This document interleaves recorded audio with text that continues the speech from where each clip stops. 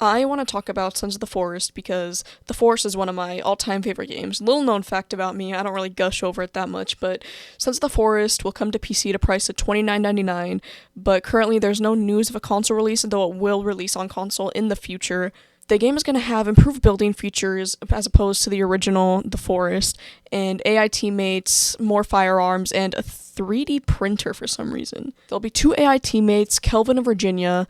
Kelvin will help with tasks and defense, and you can turn him on and off in the beginning of the game. And with Virginia, you'll have to gain her trust in order for her to help with missions. And will have guns, but there may be an ammo shortage, as with all survival games, which I think is going to be very fun. The 3D printer could just simplify tasks. I don't know if it'll be like Kelvin, if you could just turn it on and off just to assist the game, like a Minecraft starter chest.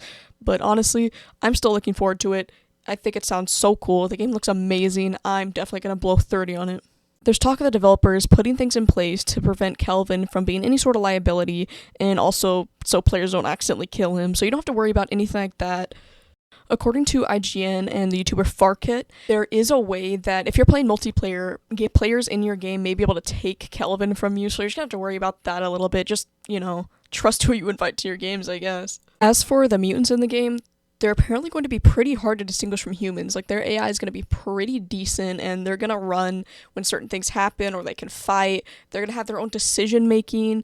It's going to be really crazy. The game devs right now are really big on player freedom, and I am not going to expect anything less from this game.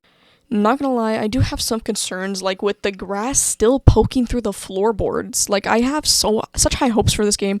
I don't doubt that's not gonna be fun, but like, it's just a little detail they could have fixed. It's probably gonna be fixed. Let's be real. It's gonna release in beta. Also, the mutants are kind of tiny. Like, why are they kind of human sized? Usually they're huge. I'm actually really surprised. It's gonna be hard to see them in the forest now.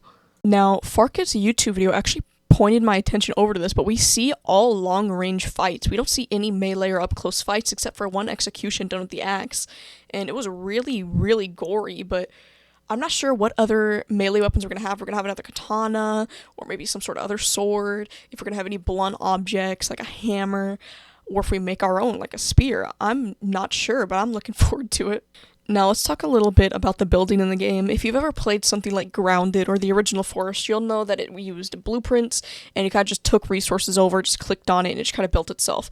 But now there's going to be, even as IGN puts it, there's going to be some sort of, like, IKEA DIY put-together moment of this. Wow, that is raunchy, my bad. But there's going to be this way of, like, putting together things that's going to be completely just do-it-yourself, IKEA, freeform, and I think it's going to be good, but I think it's going to be really different. Like, it's going to take a minute to get a hold of, but I think it'll make for some really interesting builds and some really creative builds. I'm so excited.